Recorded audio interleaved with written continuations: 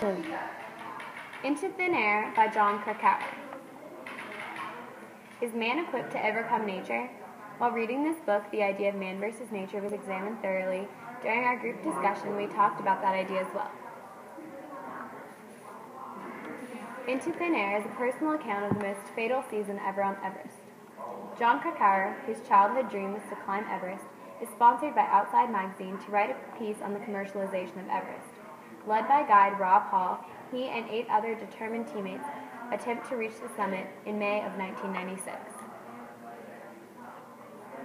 When his own team, along with another group led by Scott Fisher, planned to summit on the same day, all of their mistakes and the toll of nature add up to costing human lives.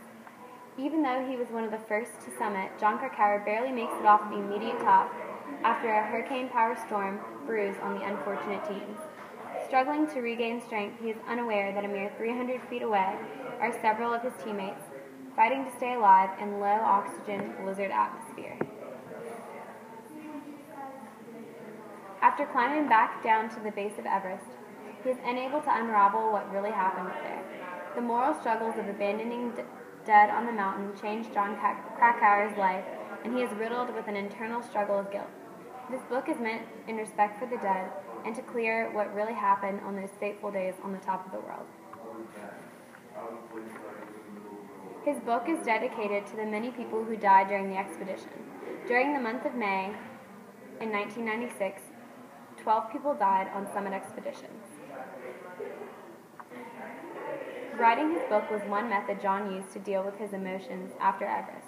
Several times throughout his story, he mentions how difficult it's been for him dealing with the tragedies of losing so many friends and also having survivor's guilt. None of the mistakes made can really be pinpointed as the biggest one, however. Many decisions could have been made to prevent such a catastrophe. Ignoring their time to leave the top of the mountain on summit day and climbing at a slower pace are 2 decisions that could have been made differently. We decided that personal opinion plays a large role in a person's choices. For example, if climbing Everest is important to someone, then risking their life to accomplish that goal may not seem foolish to them. Peter Habler said, "I have not conquered Everest, it has merely tolerated me."